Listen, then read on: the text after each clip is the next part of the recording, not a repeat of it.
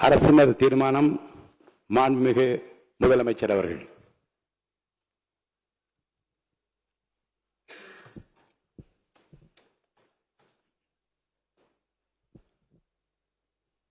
மாண்புமிகு பேரவைத் தலைவர் அவர்களே, திரு சி. ஜோசப் விஜய் அவர்களை முதலமைச்சராக கொண்ட அமைச்சரவை மீது இப்பேரவை தனது நம்பிக்கையை தெரிவிக்கிறது என்னும் தீர்மானத்தை மொழிகிறேன். அரசின் தீர்மானத்தின் மீது இப்போது வாக்கெடுப்பு.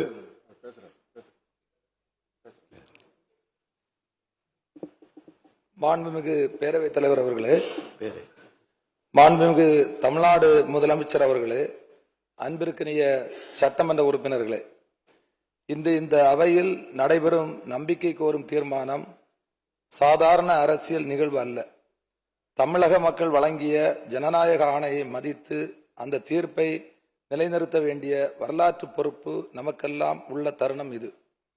இந்திய அரசியல் சாசனத்தையும் மத சார்பின்மையையும் சமூக நீதியையும் பாதுகாக்கும் பொறுப்புணர்வோடு இந்திய தேசிய காங்கிரஸ் கட்சி இந்த அரசுக்கு தனது ஆதரவை வழங்குகிறது என்பதை பெருமையுடன் தெரிவித்துக் கொள்கிறேன். 2026 சட்டமன்ற தேர்தலில் தமிழக மக்கள் மிக தெளிவாக ஒரு தீர்ப்பை வழங்கியுள்ளனர். தமிழக வெற்றி கழகம் 107 இடங்களில் வெற்றி பெற்று இந்த அவையில் மிகப்பெரிய கட்சியாக உருவெடுத்துள்ளது. மக்கள் மாண்புமிகு முதலமைச்சர் திரு ஜோசப் விஜய் அவர்களின் தலைமையை ஏற்றுக்கொண்டுள்ளனர். ஆனால் பெரும்பான்மைக்கு 10 உறுப்பினர்கள் குறைவாக இருந்தது.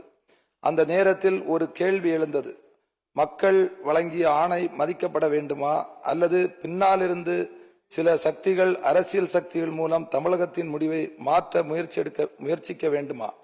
அந்த சூழலில்தான் காங்கிரஸ் கட்சியின் 5 உறுப்பினர்களும், மார்க்சிஸ்ட் கம்யூனிஸ்ட் கட்சி, இந்திய கம்யூனிஸ்ட் கட்சி, இந்திய யூனியன் முஸ்லீம் லீக், விடுதலை சிறுத்தைகள் கட்சி ஆகியவற்றின் தலா 2 உறுப்பினர்களும் ஆதரவு அளித்து மதசார்பற்ற கூட்டணி பெரும்பான்மையை கடந்தது.